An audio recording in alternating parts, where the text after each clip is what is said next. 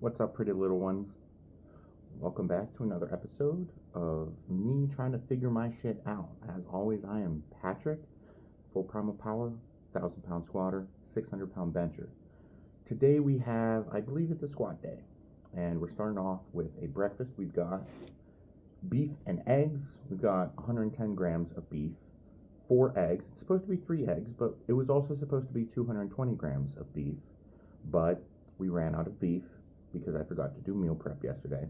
So we did 4 eggs because each egg is 90 grams. And then we also added the extra 20 grams of whatever in our protein shake. So this is 60 grams approximately of protein shake. I forgot to turn the scale on for the first scoop. And then we've got a cup of tea,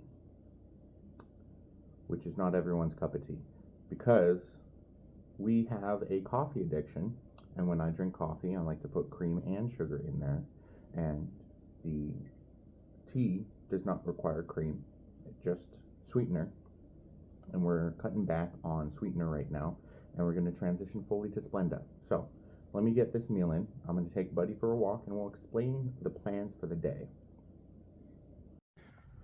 Welcome back. We are on a walk with the little man. And I have actually checked my program for the day, and we've got almost like a bench accessory, kind of a bodybuilding focused day where we're focusing on the upper body. So we've got some dumbbell bench press, we've got some arm stuff, we've got some bicep stuff, tricep stuff, shoulder stuff. So it's almost like a muscle maintenance day where we're also kind of leaning into the hypertrophic nature of the training. And so it's about 9:30 in the morning. I have my breakfast. I'm taking Bud for a nice 45-minute walk, approximately. I usually estimate that I get about 1,000 steps every 10 minutes, and I end up with about 4,500 steps at the end of this. So it might be less, might be longer. That's just the data that I have collected over the past couple months, years. Jeez, Buddy, sit. Good boy. Yep. Of following the meal plan. So yesterday I had to cut Buddy's walk short at about 20 minutes because I went hypoglycemic, which is generally, that would not be a good thing, but it is an indicator popping up at the appropriate times for what I'm aiming to do. So we just competed at the Ghost Clash 3, and we competed at 330 pounds, which for me is pretty light. The American Pro 2, which I competed in about 6 months earlier, I weighed in at 352 pounds. So, and the year before we did the American Pro 1, Buddy heel, and we competed at 367 pounds. So there's this downward trend. We're not aiming to be a dots warrior in any manner, but we are getting into a better kind of physique, a better distribution of muscle and health when it comes to my training and the weight that I carry. So you also noticed that, if you've been paying close attention, that the American Pro I competed in wraps, and then the Ghost Clash I competed in sleeves. This is a trend that we're going to continue going forward, where every 6 to 8 months we do a light meet where the body weight is light, and do it in sleeves, because sleeves are gay, and I don't give a shit about what my total is in sleeves. And then we bulk back up in 6 to 8 months back up to comp weight. So comp weight is going to be where I'm most competitive at, where my numbers are up, where my body weight is up. And this is just how I understand the explanation that my coach nutritionists have explained to me, because this is the plan that we've had all along. We're cutting me down to 330 for a light meet, for a sleeves meet, full knowing that both my squat and my bench are going to suffer, because that's always what happens. Then we bulk back up to 350 to 355 is where I'll land, somewhere in that zone, assuming that my health markers are looking positive. If they're not looking positive, then we're not doing a full bulk, and we're going to stay a little lighter. And what's going to be going on is my squat's going to go up, because it always does with body weight, because normal forces and the way that science interacts with whip, the heavier you are, the easier it is to deal with bar whip, which is why everyone in the USAPL who squats over 1,000 is also about 400 pounds. We're not getting up to 400 pounds. We're staying at around 350, 355 for the American Pro 3 coming up. So we're also going to be doing the American Pro 3, the heavy meet, in wraps, because wraps is the class that I give a shit about. I don't care about sleeves. Sleeves are gay. Sleeves are stupid. I hate sleeves. But sleeves is gonna, it's almost like we're doing a lighter meet and working on technical work, and then when we do a heavier meet, we're gonna yeet ourselves into the sun and have a good time. So that's the plan going on. And so we are, I don't know when the bulk kind of starts. It's going to be a slow bulk. It's going to be a slow and clean bulk. So the hypoglycemia that I experienced yesterday was an indicator that my insulin sensitivity is very high right now, which means I've done good work staying on my meal plan, and I've developed a when you get too fat, when you get borderline diabetic, you become insulin resistant. And when you work off of that excess insulin resistance, you become insulin sensitive, which means it's a lot of what bodybuilders experience when they're training for their bodybuilding shows. Is you are very reactive to the carbohydrates that go into your system, and you can get sluggish and hypo, which is where you get sluggish, dizzy, and shaky. And if you go too far into hypo, that's when people die. But we cut Buddy walk short yesterday so that we wouldn't have to experience any of the extreme side effects, because I was basically like not even playing just the tip, doing how much of the clit can I tickle with my foreskin before you get too turned on with hypo. So that's where we were at yesterday. That's where we're at. And the meal plan that my nutritionist worked on last week is not the meal plan that we're going to be going forward with, because we have to adjust the carbohydrate intake timing. Buddy, sit. Yep. So that we can properly have carbohydrates at the right time of the day, so that we don't go into hypoglycemia going forward, which this is a reaction due to the hypoglycemia that I experienced yesterday, and which is a good positive health marker that the body is really fucking horny to put on some pounds, gain some weight, and grow. So we're going into this growing phase in our program. Buddy, leave it. Nope.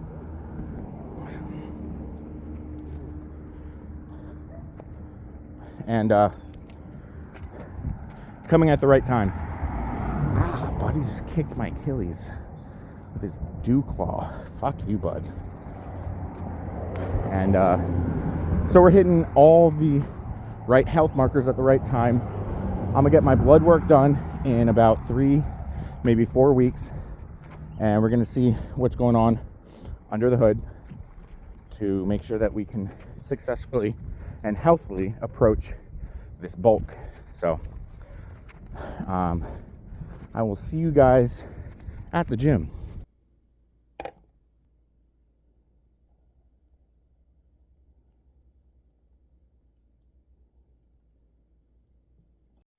pre-training meal, we got 190 grams of Cocoa Pebbles. We got a 50 grams of whey protein and a protein shake with 12 ounces of Fairlife milk. We eat this meal pre-training to kind of take advantage of that natural insulin sensitivity that we've developed over a healthy diet over the past couple years. And we eat this, the insulin spikes, your body's ready for growth. Simple as that. So let me eat this before it gets soggy and inedible. I'm really working on my enunciation with the audiobook stuff. So see you guys at the gym. We're finally on our way to the gym today. It's about 12:15 p.m. So we're off to a bit of a late start. Now that's because someone's car died and I had to drive them into work, so I had to wait for that. I was on their schedule, which is one of my biggest pet peeves. The other is being put on a time limit because I also have to pick them up from work, and they work from 11 to 4 today, and they'll let me know if they're going to stay late or not. And so basically I'm not in charge of my time today, which is I don't like that. But the alternative is letting them drive my car, and I will not forfeit that, especially because every time they borrow my car, some shit happens to my car. So, not doing that. But we're on our way to the gym. We are, what was the phrase? We are waxed, taxed, and ready to get jacked, and only one of those is a lie. We don't wax ourselves. We are fuzzier than a polar bear. We are very fuzzy. I can't say inside and out, unless you count, what is it, the cilia that line your intestines to increase the amount of surface area that your body can use to absorb nutrients. But we got our pre-workout in us, which is carnitine and choline directly put into the musculature, and that basically just jump starts the recovery process. And it's something about choline also allows you to burn calories a little more efficiently. Carnitine, if you take it orally, is the supplement that tricks your body into burning fat first. So it also, when you take it orally in pill form, it's derived from fish scales, so it smells like a sorority house on a Saturday morning. So that's a smell that you have to get used to, and an aftertaste you have to get used to, because you also get a little gassy when you take it. So you always got to take it with food. But we had our Cocoa Pebbles. I prefer Fruity Pebbles, but I had this bag of Cocoa Pebbles because previously I'd been maliciously forced into using protein shakes as milk for my cereal, and now I'm not doing that. So I get 12 ounces of fat-free Fairlife milk, which is a blessing because I get to actually enjoy my cereal. I do also still have that 50 grams of protein in a protein shake, but the body actually absorbs, or the way that whey protein interacts with liquids is it does not mix as well with dairy products, milk, whatever. It actually mixes better with water. So, and it also absorbs into your system better when you mix it with water. So, in order to optimize your intake of protein through whey protein, I would highly suggest that guy's an asshole. You mix your protein in water. I mean, I don't know how effective the absorption is with orange juice, because I have heard of people mixing vanilla protein with orange juice before, but water is the way to go. And you're going to use less water than you expect, especially if you want a creamy kind of texture with your protein shake. And the flavor,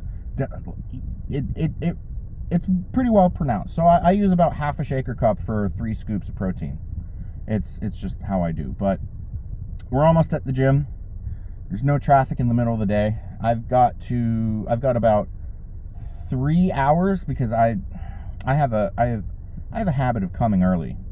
And I've got to pick this other person up at 4, so I'm going to make sure that I'm leaving by 3:30 so that I'm not late. Because though life is a lot like a period, better late than never, I still prefer to come early. So we've got a pretty quick day. I hope I can be able to get it done in like an hour and a half, maybe 2 hours. And then we've got to do our meal prep for the week because I forgot to do it yesterday because I forgot that it was Sunday. You know, that unemployment life. And I've got to also record. I'm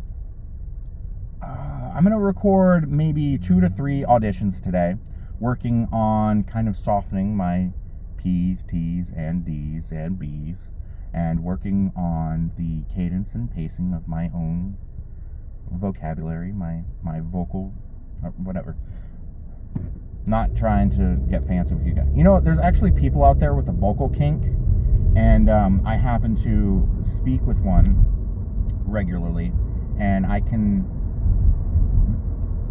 make them climax just through verbal tricks, which is fantastic. Not for me, but it gets them in the mood enough. But gonna record 2 to 3 auditions, and then since I haven't gotten a full contract, or I haven't gotten any contract yet for the voice, the audiobook narration stuff, I should stop auditioning for black parts, especially because a lot of them use the N-word, and I don't know if I'm allowed to say that, even if I'm just singing along with my favorite song. But I'm gonna end up recording 2 to 3 auditions, and I'm gonna hire myself to read my ebook so that I'll have a audio format that people can listen to while they're out and about, try and learn a little bit better about the sport of powerlifting, the historical side of how powerlifting was engineered from the ground up and where it's at today. So I'm gonna start recording my own audiobook. And I also have a fiction book in the works, but that one, I don't really know. So it's gonna end up being a serialized book with multiple books in a series, but I don't know when to like chop it and be like, here's the end of book 1, here's the rest. But also I need to carve out a time in my schedule in order to be able to write that, because I like writing my fiction in 2-hour chunks. Allows me to get about 4,000 words, and 2 to 4,000 words. And it's kind of difficult when you're on other people's schedules because they believe that you are on vacation. Unemployment is not a vacation. And if I don't start getting these audiobook contracts, and if I don't increase my workload when it comes to powerlifting clients, because I am an online powerlifting coach, I'm going to have to start doing gig work like Uber Eats or DoorDash, stuff like that, in order to kind of make ends meet. But right now I'm putting all of my energy into growing my own brand, the t-shirt brand that I have. There's a link to that in my Instagram bio. My coaching, my online powerlifting coaching brand, and these YouTube videos kind of feed into that, especially the evergreen content that I do, which is kind of like the bicep video that I made the other day and posted. Was it yesterday or the day before? I don't remember. I recorded it on Saturday. I think I posted it on Sunday. But doing that, and the audiobook narration, but yeah, I have a lot of like small businesses in the works, but nothing is building up cash flow, and I've got to have cash flow in order to survive. So foot finder incoming imminently. I am only half joking with that.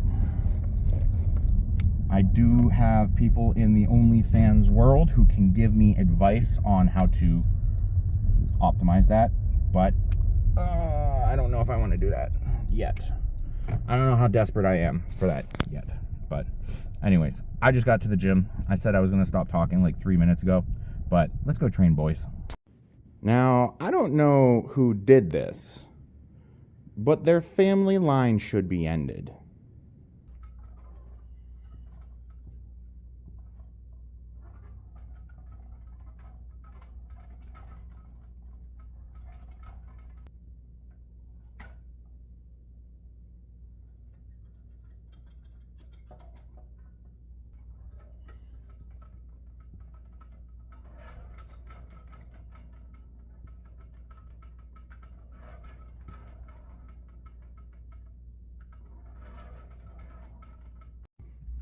Here's something that I haven't really talked about before. So, I've got an intra-training drink, liquids. So, this is intra-training carbs, right? So, it's 2 scoops of carbolin and 2 scoops of creatine. I'm supposed to have essential amino acids in there too, but I ran out, so I don't. And it's pink because I mixed it with my gallon, which is a gallon of water with 2 packets of strawberry watermelon Crystal Light. So, oh, it's way better like this. I've been using grape Crystal Light recently, and I like to swap back and forth between the grape and strawberry watermelon. Just kind of keep the taste buds guessing, but yeah, it's better with this. It tastes like a whatchamacallit, Jolly Rancher, one of the pink ones. It's delicious, but I've only got 2 minutes of rest between each of those. 3 by 20 plus 6, and I'm running out of time, so I gotta go do that. And also, when I'm talking to you guys, I'm not listening to my audiobooks. I like my audiobooks.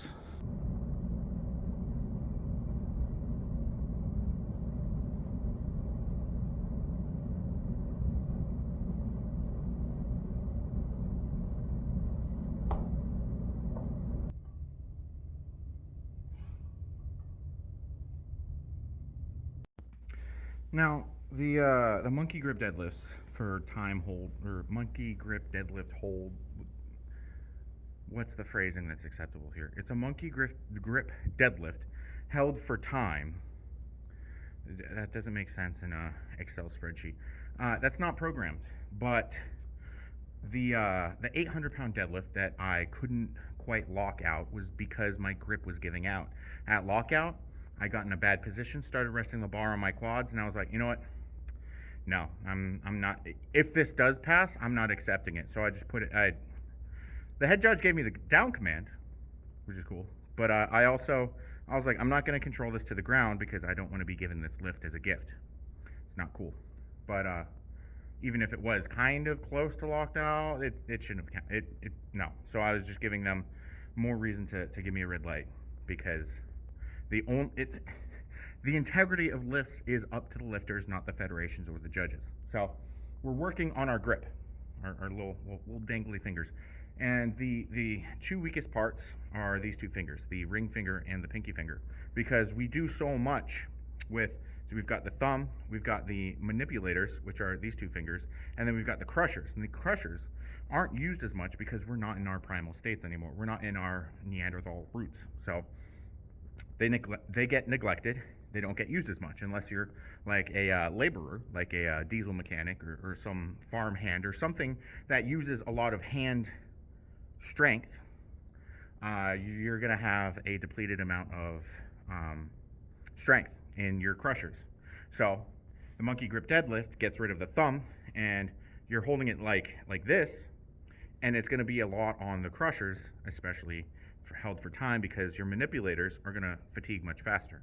So it really strengthens up the crushers, and it also gets a pretty nice forearm pump. So those are not programmed, and but we're adding them in. We're doing 1 plate, and then we've got our next accessory, which is a superset of head-supported shoulder raises, basically, with hex oh, excuse me, hex dumbbell push-ups.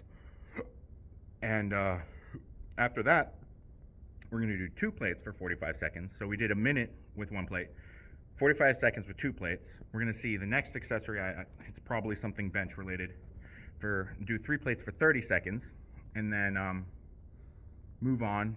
I think it's either something tricep related or we're on to the bicep stuff. And once we're at the bicep stuff, we're going to do 4 plates for, I don't want to say 15 seconds, but we might as well do 4 plates for 15 seconds in between each set. Kind of like a superset. Oh, I got a mustache in my teeth.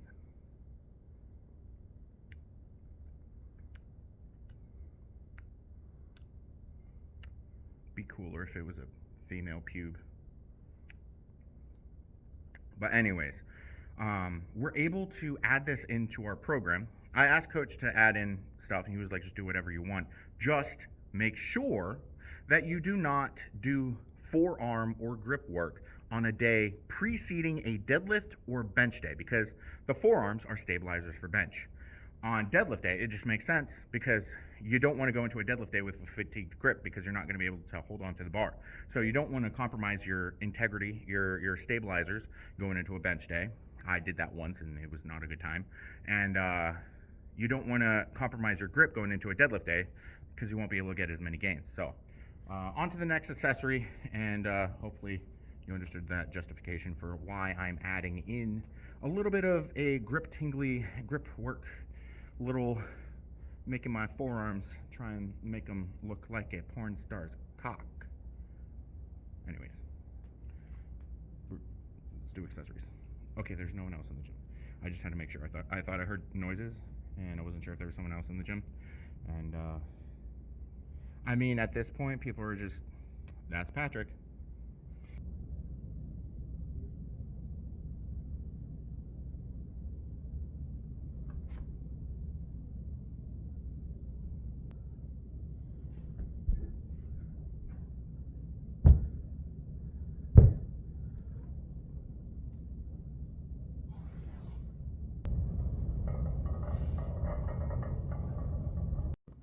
Remember that plan that I explained like 10 seconds ago, where I said that we're going to do 2 plates for 45 seconds, 3 plates for 30, and basically take 15 seconds off for every plate?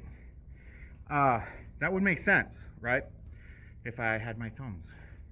But I do not. So 2 plates for 45 seconds? Way harder than I expected. So we're probably going to increase the frequency that we are doing the monkey grip deadlift holds. There we go. That's what it's called. And do them a bit more frequently, and so that we get, my thingies hurt. So that we get the gains from that. But we can't really go much higher than 2 plates. We could probably go up to 3 plates, maybe, but you don't want to go to failure in training. Failure, Vince Lombardi said, losing is a learned habit. Failure is also a learned habit, and that's Patrick McGuire in a couple years ago. Been saying it for years. So you don't want to fail in training. You don't want to go to failure, because going 1 rep shy of failure and to failure, completely different things in the realm of recovery, because you have to recover from the failure, and that is something, the muscles are completely given out, no more resources to be used, no more extra amount of strain. And science actually shows that the gains benefits, the hypertrophic muscle gain benefits is similar for 2 rep shy failure versus failure.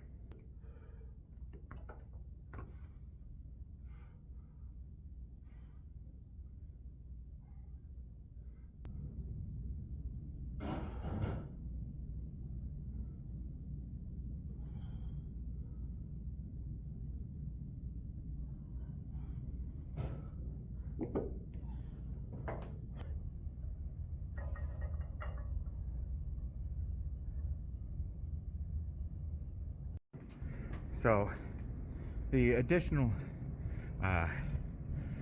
forearm work that we've been thrown in did negatively impact the inclined dumbbell bench. Made it way harder.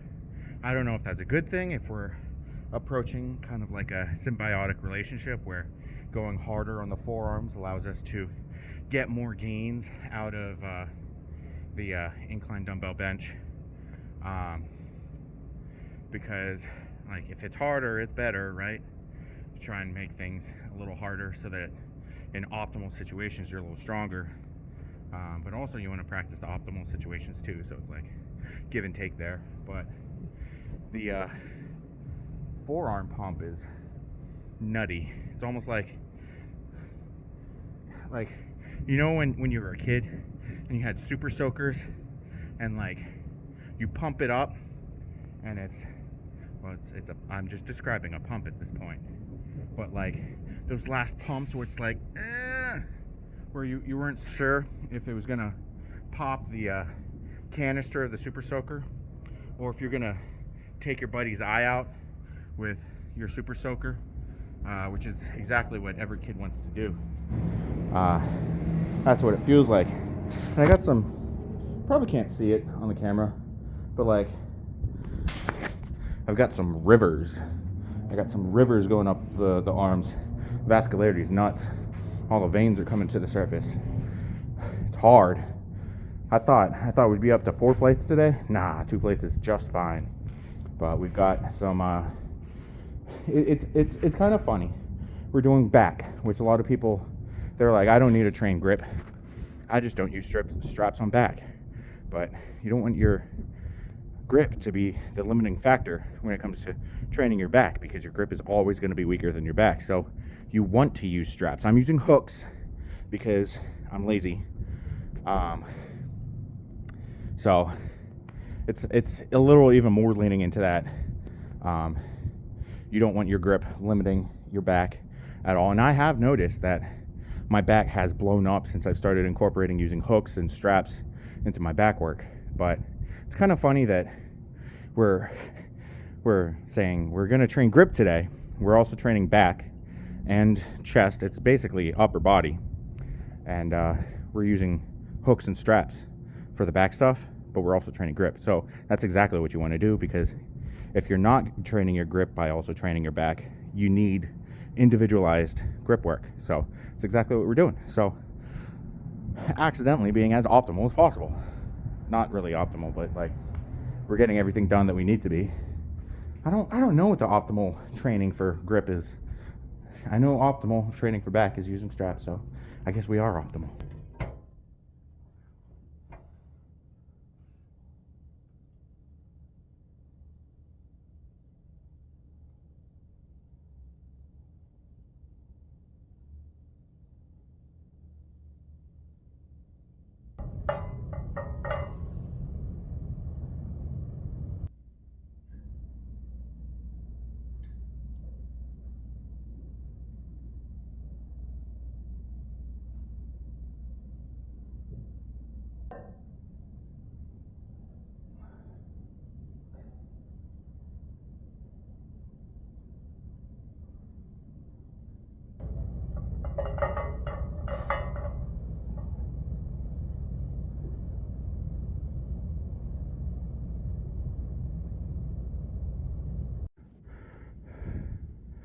Pump check.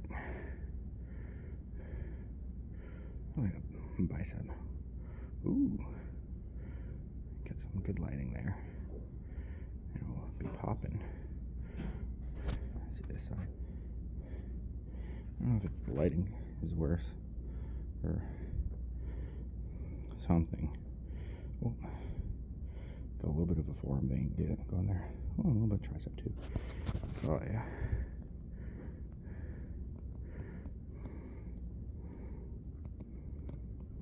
Nice. Still ugly.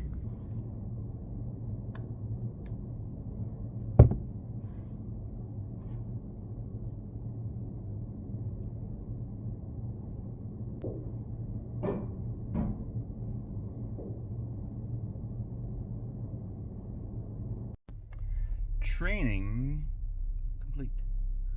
So pretty good training day. Got a super sick forearm pump, which was not the goal of the day. The goal of the day was a kind of bodybuilding focused day to try and prime our bodies in preparation for a beneficial squat day tomorrow, a power day going on tomorrow. So the remainder of this week is pretty much identical to last week, except last week it was almost like coach decided not to use any lube and just throw us for the wolves. So last week, if you remember, I failed my squat day, just straight up a whole day of failure, right? Where I was supposed to do a 3x10, 525, 3 minutes rest, did 2x10, laid on the floor for like 40 minutes, could not stand up, everything was giving out.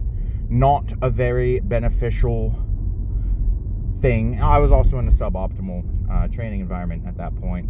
Lots of stress and lots of things distracting me from training. But this week is almost like a redo of last week, except we're more focused, we're less stressed, we're on plan a little bit better than we were last week, and we've got some of the variables under control a little bit better this week. So pretty good pump day going on there. Pretty good back. It was almost like we developed wings, except our wings had fists on them and muscles too, where it was like just the back and the shoulders and the biceps and the forearms. We skipped the triceps. We're gonna hammer the triceps out on bench day, and kind of do some more touch-ups on the rest of the musculature going on in our system, and a little bit more focused on the back on the other training days that we have going on. So good training day. It's about 2:30 now, so we were there for about 2 hours. The monkey grip deadlift holds did eat up a little extra amount of time setting that up, and I mean, we only set it up once, and then we used the same setup like 5 times, but it is what it is. And so that means we have about an hour and a half until we have to be at our location to pick up the person from their work that we dropped off earlier today, because their car is not in a very good situation. So I'm gonna meal prep my chicken at the very least. I'm debating whether or not I want to meal prep my rice as well, because rice, like, I mean, I can meal prep a week's worth of rice, but fresh rice is always better than not fresh rice, if you get what I'm saying. Unless you're making fried rice, then you have to make the rice the day before and then refrigerate it so that it gets a little sticky, and the starchiness is able to get cooked off there a little bit. So I'm debating whether or not I make my rice in the morning every day, because like it takes 5 minutes to set up the rice, and so I do need rice today, so I will be making rice. It's just whether or not am I making 3 cups or 15 cups or 21 cups, you know, because I go through about 2.5 cups a day. So 2.5 times 7 is 14 plus 3.5, which would be 17.5 cups of rice. My rice cooker makes 10. So I'm gonna have to make rice regardless. But my rice cooker isn't one of those fancy rice cookers that'll keep the rice good for like 3 days at a time. It's not an Asian rice cooker, it's an Americanized rice cooker. So it does the job of cooking the rice, but it doesn't do the job of cooking the rice and keeping it well warmed. Keeps it warm for maybe 8 to 10 hours. So it's like a day's worth of rice. So I'm debating whether or not I want to commit to making rice every single day. It'll make my meal consumption a little bit better throughout the day, but I don't know if I'm consistent enough with my morning mantras, morning routines, to be able to remember to do that every day. Because right now I'm not remembering to take my morning supplements every day. Like before the American Pro, actually before the Ghost Clash, up to a certain point after the American Pro, until Joe and Brianni fixed my supplementation. I was taking all my supplements at, oh fuck, I forgot to take that supplement yesterday. Damn it. I was taking my supplements at night, and I'm talking like my choline, copper, selenium, fish oil, multivitamin, collagen, stuff like that. And they're like, no, take that in the morning. You don't want to be taking stuff before you sleep, because that's going to negatively affect your breathing rate while you're sleeping, and that's going to plummet your HRV. It's going to increase your heart rate. The moment I start following what they say, everything gets better. And I'm like, shut up. You're not my real mom. Except she is my real mom. But, yeah, so after the Ghost Clash, like, after you compete, there's a little bit of loosey-goosey going on. And it depends. If I'm still a little bit I'm extra loosey-goosey right now, if that makes sense, because my schedule is not what it was before the Ghost Clash. Since I lost my job the week of the meet, the Monday of the meet, I lost my job. And so coming back from the meet, coming back and trying to figure out my schedule, I'm still a little loosey-goosey with the natty supplements. And sometimes I forget to take them, but I do make sure I take my Leviathan stuff every day, no matter what time of day it is, because TUDCA is one of the most important things for an enhanced athlete to be taking, because it's going to help you mitigate a lot of the damage that enhancements will perform on your system. And so you got to protect your insides, you got to protect, and you've got to have some restorative properties going on, and the TUDCA provides that, and make sure that your cholesterol doesn't go out of whack, and make sure that your insides don't implode from enhancements. So I always make sure I take all that. And they've got so the Leviathan supplements that I take is TUDCA, Hemoflow, IRE, and kidney support. It's not that much. Well, I mean, it's not that much, but the Leviathan stuff is legit, because it's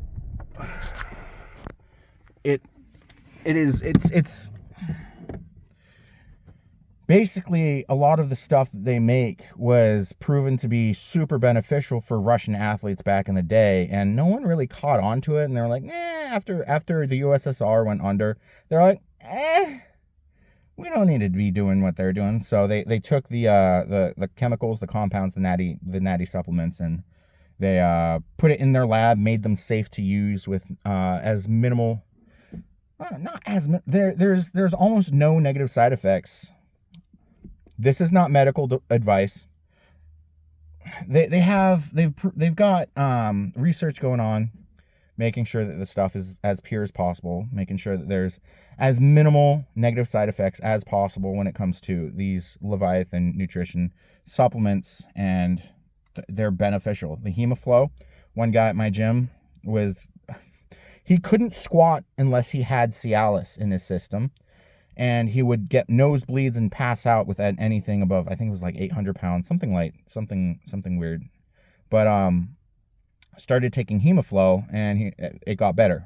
Could have just fixed his nutrition, but drugs are easier to do when you don't want to follow a nutrition plan and you want to be lazy. But that, I already explained. The TUDCA, kidney support just protects your kidneys. It's better than just dandelion root, like the old school powerlifters used to claim was the go-to for fixing any negative side effects from the enhancements. And then the IRE, which helps with your body's ability to accept and digest and deal with the amount of resources you're putting into your body, whether it be orally or anally. No, orally or through other means. It helps your body be able to take a hold of that a little bit better, whether or not you're eating like 5,000 calories a day, and you've got to be able to deal with the increase in carbohydrates and stuff like that. So it helps you have a healthy blood sugar levels. It helps you regulate your cholesterol a little bit better, stuff like that. So that's why I take that stuff. That's why Joe and Brianni forced me to take that. No. They never force an athlete to do anything. They just remind the athlete that, no, that's also not true. They never force an athlete to take anything unless they're putting themselves in a unhealthy, detrimental, injury-prone situation. If you are like going super hard into something, you're basically driving your car straight into a wall at 50 miles per hour, they're gonna be like, hey, stop fucking around. Take this shit. We're going to pull back on things, make sure that you are healthy enough to do the things that you say you want to do. Then we're going to do that shit. Stop being an ass to yourself and the sport, because you being unhealthy benefits no one. Your total's going to go down. The sport gets a bad rep. You can't do that. So that's exactly how we ended up at 330 pounds, because I was not healthy at 367. But we're going to get back up to 355, as I explained earlier, in a healthy manner, using plain beef and rice, plain chicken and rice. We're doing missionary position in order to get stronger. It works. It works. It works. But we're going to be the same weight as we're at the first American, or the second American Pro. We're going to be way stronger, and we'll have extra technique work because we did that sleeved meet, and our squat got exposed as to what the detriments are in that, and we're working on fixing it. So win, win, win, win, but also lose because my taste buds don't get to party every day. So it is what it is. But I'm going to go do my meal prep. I got to let Buddy out. I got to switch to the laundry. I got to go watch some tranny porn. I'm kidding. It's 2024. Tranny porn's acceptable, but I'm not going to go watch porn. Yeah, I'm going to do my meal prep. It takes 45 minutes. Do I have 45 minutes? 2:40. Yeah, I got time. I'm going to let Buddy out. Start that. Then switch. I'm going to switch the laundry right before I leave. Okay. The brain's working. So I'm going to go do that. You're probably thinking, Patrick, how do you cook your chicken? And it's simple. Big ass pan. Big ass thing of chicken. And spice it as unimaginably, without imagination, as possible. No, that didn't make sense. As unimaginative, with as little imagination as possible. Yeah, they're not going to call me out on that. There it is, all spiced. I used Kinder buttery garlic and herb seasoning, and it looks like this. Got it rubbed in on both sides. Little funny story. I shared my chicken on my Instagram story before the Ghost Clash at one point, and Molly Mulligan, who I thought was dead, came back from the dead, slid in my DMs, just to tell me I spice my chicken like a white person, which admittedly I probably do. Right, bud? Right, buddy? Yeah? What's up, little guy? Whoa! And, why is it? Okay, whatever. And we got the rice in the rice cooker. We're going to let it soak a little bit because rice cooks better after it's soaked for a hot minute. You're also supposed to rinse your rice a couple times, but we're not trying to be culinary sushi chefs. It actually bothers me that I didn't rinse my rice because I take pride in my cooking. I'm just really tired after that training day, and this cooking is so tiring. I'm going to put the chicken in the oven once it gets up to 400. Cook it at 400 for 40 minutes, and then I gotta let it cool. This little asshole doesn't get a hold of my chicken while it's cooling because she is a couch surfer. You would think this little guy, this coon hound, right, buddy? Hey, buddy. Yeah, you're so handsome, aren't you? He's got one brain cell and it's directly connected to his nose. Yeah, isn't that right, bud? Oh! No jump out of the trash. He does not surf the counters, because we've taught him not to. She sometimes does, but she's like 10, so she's not really a big risk for counter surfing. But we got to make sure that my chicken survives the cooling process. I might just throw it on a plate and put it in the microwave for a bit. If there's not, like, is there anything in the microwave right now? Because the dogs are counter surfers, sometimes, okay, it's empty. Sometimes my parents will put, there was like a lemon crunch pie in the microwave for like 3 weeks. And every time I had to microwave something, I had to take it out, stare at it, look at the creamy, citrusy deliciousness, and then microwave my plain chicken and rice. But I'm gonna put the the chicken in the oven 40 minutes, take it out, let it cool, and then we're gonna skedaddle to pick up the other human from work. 100% using this cooking time as an excuse to watch some One Piece while Buddy finds toys to destroy. And I got a Fanta. Let it be known, I arrived exactly at 4 o'clock, which is the exact time they told me to be here at. They're not here. They're late. I'm not late. I'm like a healthy ovulation, never late. But it's kind of like a period. Better late than never. But I still prefer to come early. And then we've got our beef for the week. This is 5 pounds of beef. And we're going to be super unimaginative and do it with pepper. Just a lot of pepper. I'm going to add more pepper off camera. And some salt. Since we use this beef in more than just one situation, we're going to do more. We're going to have it kind of be more of a... I can spice it later when I actually use the beef kind of deal, rather than chicken where I just throw it in a frying pan, reheat it, and just plug and play. So, got the trusty potato masher, and that's how we're going to break up the beef while it cooks and stir it too, because why not? Alright, so we got the beef all done. It's cooling. And we've got our... Hey, Buddy, okay. I guess Buddy is the star of the show right now. Or he just sees that I have my food right there. Okay. But, you done? Okay. But we have our lunch or meal 4 ready. Don't you dare, Buddy. It's 245 grams of chicken breast. I reheat, because I have the opportunity to, I reheat all of my chicken meals in a frying pan.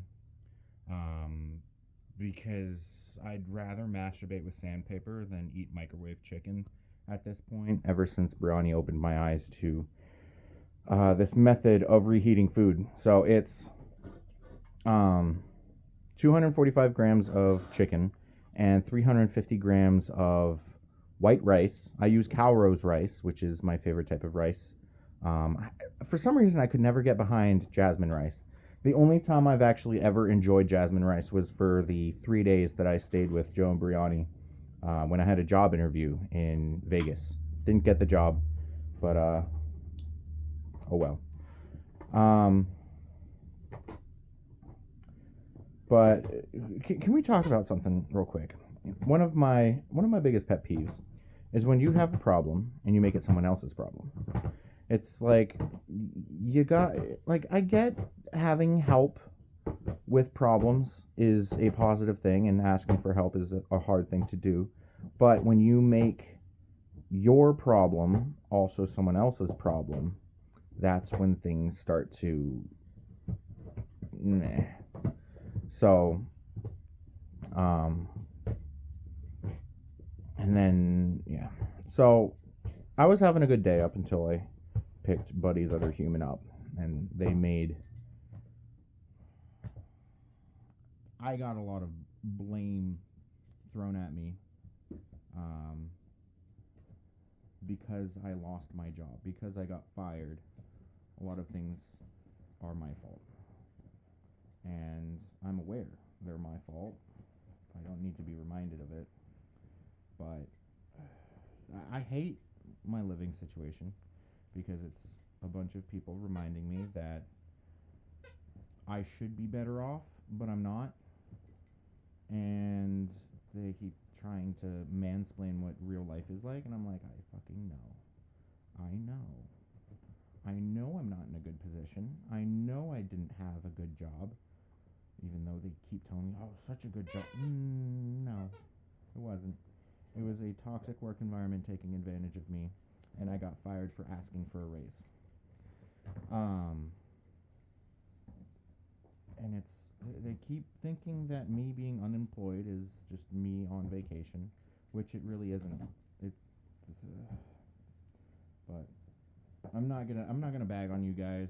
I'm not gonna make my problems your problems, because then I'd just be a hypocrite. But I really can't see out of this eye right now, because Buddy got really excited when I got home, and he decided to smother my face with his nose. Nope, I don't want to play with you right now, bud. He's doing a little bit of a chew. He's playing with a toy. But I'm gonna eat this chicken. I also covered the meal with mustard, because mustard has 0 calories, so it's the ultimate condiment. Is that so, bud? So I'm gonna watch an episode of One Piece and eat this meal, and then I will get started on my work for the day. Probably gonna work until like 9, maybe 10. I gotta find a way to get my ebook onto the tablet that I have been using. Ugh.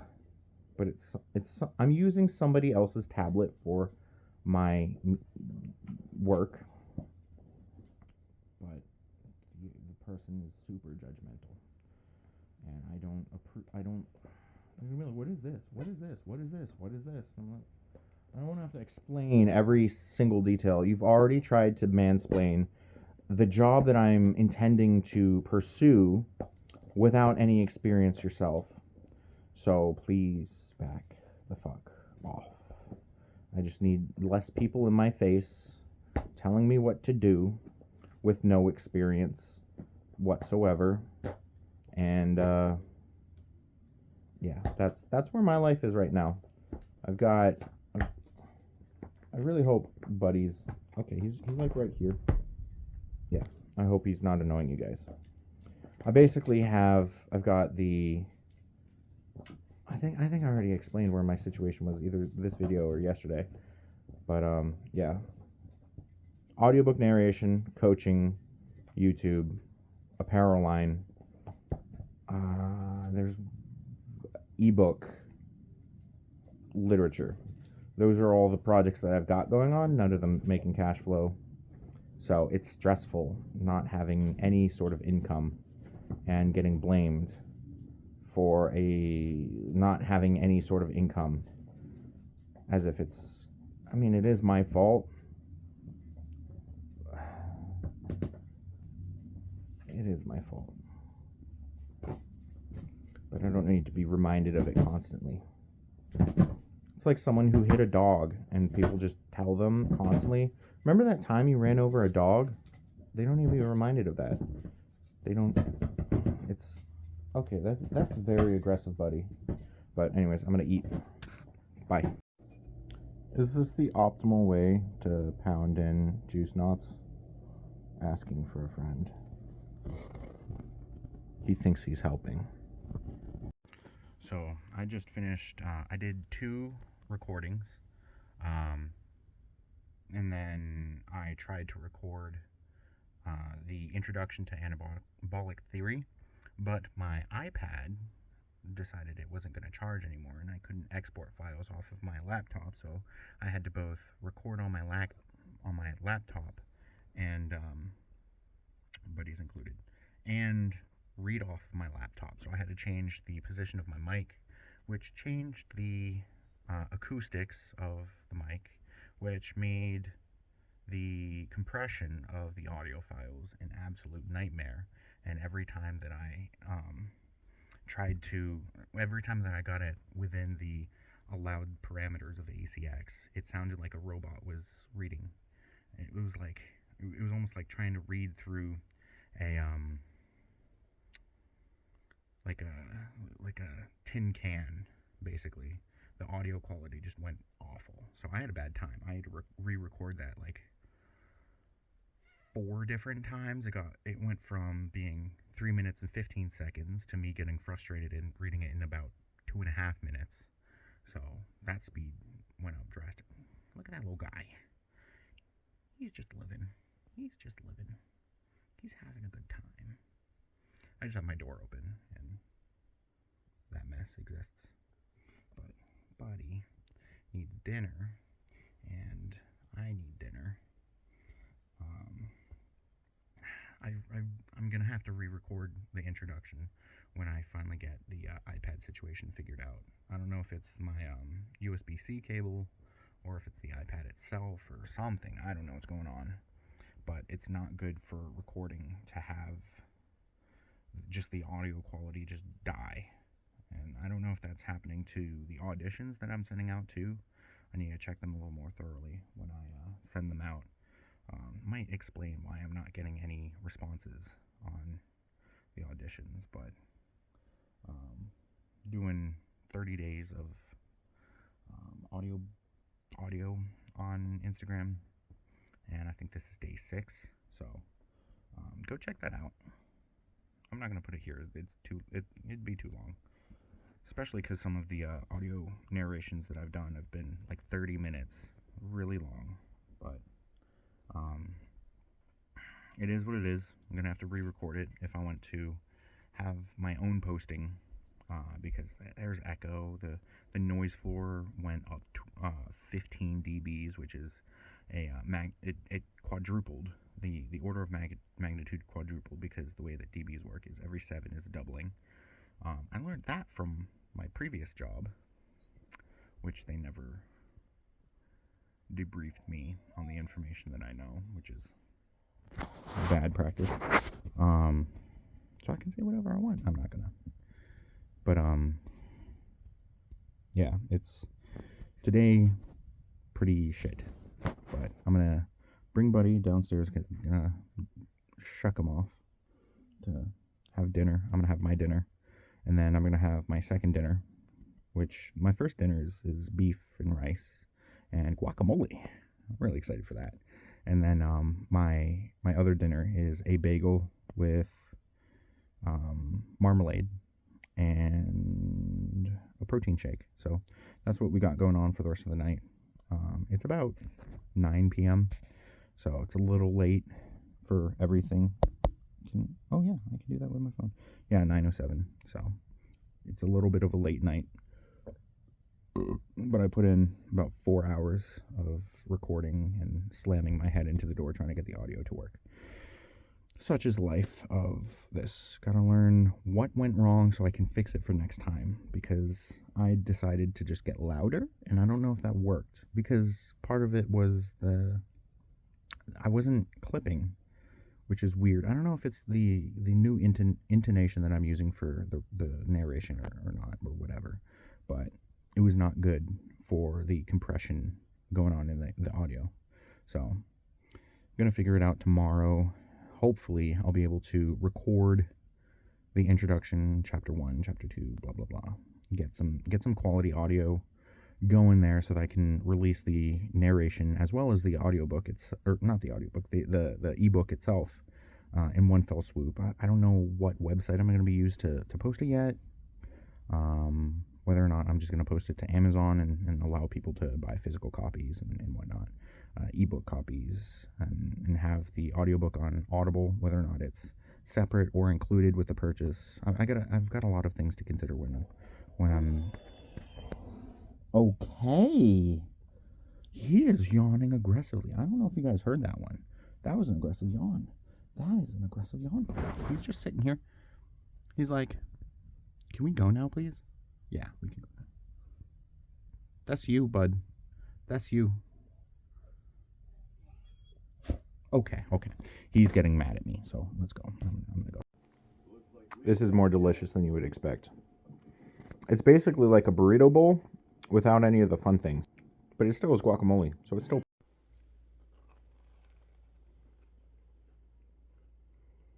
Oh, hey, I didn't see you there. Thanks for sticking around for this long. I'm just eating my bagel with marmalade. And, thank you, I guess. Like, comment, subscribe. I hope that my words and my struggles and everything that went along with everything helped you get through your day, or at least eat up an hour of your time. Whether or not you put me on in the background or if you paid full attention the entire time, I still appreciate you. So go out there, have a good day, figure your shit out, because I'm figuring mine. Have a good one.